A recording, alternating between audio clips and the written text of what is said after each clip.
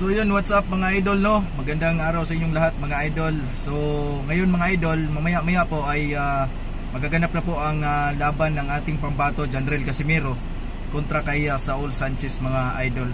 So mayroon mga pagsubok mga idol na naranasan ng ating pambato, tulad po kahapon doon sa kanyang wiin. Pero hindi yan mga idol, alam naman natin kung gaano katatag itong si Tata mga idol.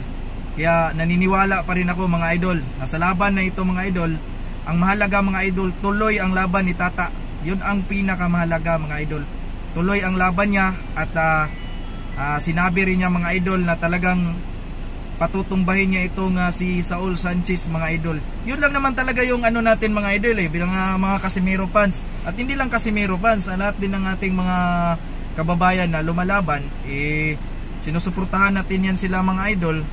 Kaya lagi tayong nandito. Bakit ba tayo masaya? Kasi gusto natin silang mapapanood mga idol. Lalong lalo na mga idol, itong si Janrel Casimiro mga idol, isa sa mga paborito nating panoorin.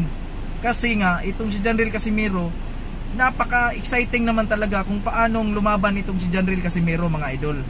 Kaya nga, ako, nalulungkot din ako kahapon mga idol, gawa ng kapwa Pilipino natin ang talagang nagbunyi pa mga idol. Kumbaga tuwang-tuwa sila dahil nga overweight itong si Cuadro Alas mga idol.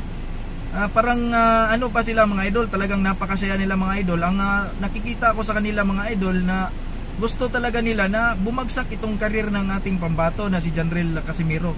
Subalit ganun pa man, malaya naman po ang kahit sino kung ano po ang kanilang magiging reaksyon.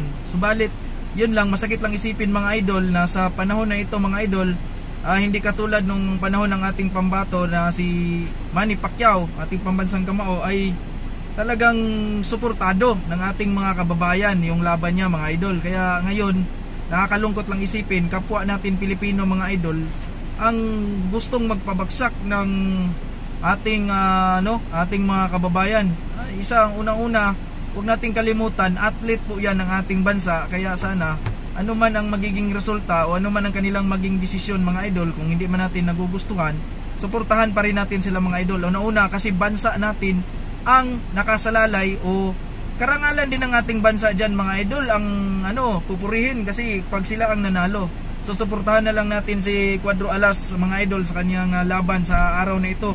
Ako, naniniwala ako, kayang-kaya ni Cuadro Alas yan mga idol. So hanggang dito lang mga idol, tiwala lang.